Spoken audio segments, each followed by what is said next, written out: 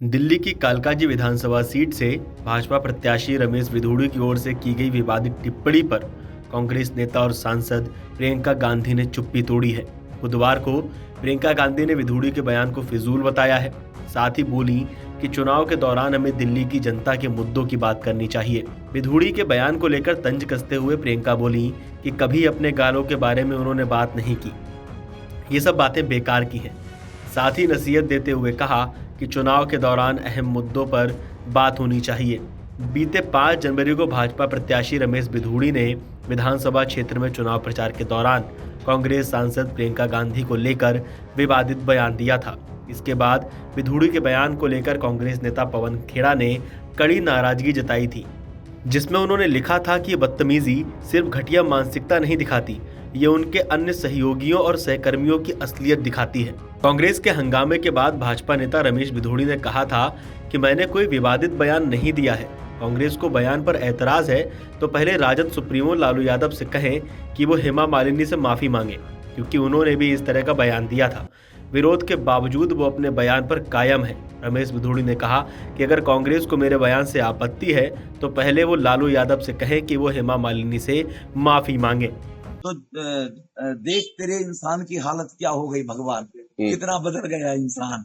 जो इंसान कहता था मैं बंगला नहीं लूंगा, कोठी नहीं लूंगा, उसकी मुख्यमंत्री पे 17 एक बंगला है और आज रो रही है, झूठे आंसू बहा रही है कि मुझे बंगले से निकाल दिया, जबकि वो बंगले का उसने कभी एकोमोडेशन चार्ज ही नहीं लिया। दूसरे उसको 2 बंगले अलॉट हुए थे, उसने कभी उसका चार्ज ही नहीं लिया और एक में रह रही है। और केजरीवाल क्या कहते थे, हम बंगला नहीं लेंगे, 3 कमरों के मकान में रहेंगे।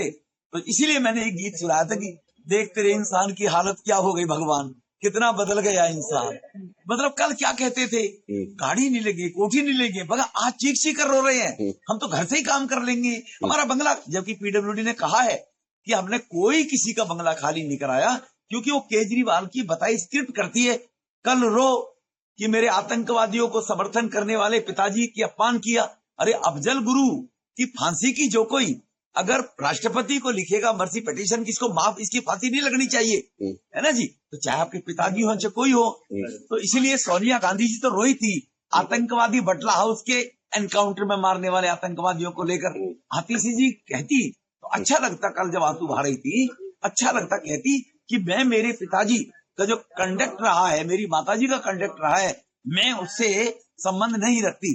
या कहे कि मैं उससे सहमत हूं उस बात को लेकर, अफजल गुरु को माफी मिलनी चाहिए थी सुप्रीम कोर्ट से। तो इसीलिए अब जो लोकतंत्र का मंदिर भारत कहा जाता है, तो दिल्ली के अंदर भी अब ये लोकतंत्र का पर्व है। 5 तारीख को वोट डलेंगे और इस दिल्ली में आपदा से लोगों को निजात दिलाएंगे। फिर ईवीएम का बहाना होगा अभी से ही शाहनवाज जी, अभी से ही कैंपों में जाकर मैं एक चिट्ठी बनाकर दूंगा, स्टेप लगाकर 4 पत्रकार साइन करके कैंपों में जाकर गरीब लोगों से बाइट ले रहे हैं। अभी से ही बना रहे वॉलंटियर आम आदमी पार्टी के कि आप ये कहो कि हमने तो वोट डाली थी झाड़ू पर, ये बीजेपी को कैसे चली गई, क्योंकि ईवीएम पर बहाना लगाएंगे। ये मैं उन कैंपों के नाम लिखकर एक लिफाफे में, और बाद में जब उनकी बाइट आएगी तो उन कैंपों के रहने वाले निवासियों में जांच करना। अभी कल परसों पकड़े हमने 2-3 कैंपों में गरीब लोगों को, कह रहे हैं लो तुम 1000 रुपए लो और ये बोलो कि देखो हमने तो वोट डाली थी झाड़ू पर, हमारी कमल पे कैसे चली गई। तो इसका मतलब इनको मालूम है कि अब झाड़ू का दिल्ली से सफाया हो रहा है, झाड़ू बिखर गई है, तार हो गई। ठीक। इस पूरी खबर पर आपका क्या कहना है, हमें कमेंट करके बताइए और देखते रहिए अमर उजाला। अमर उजाला जीवांजलि के सारथी की मदद लें और महाकुंभ में स्नान जरूर करें।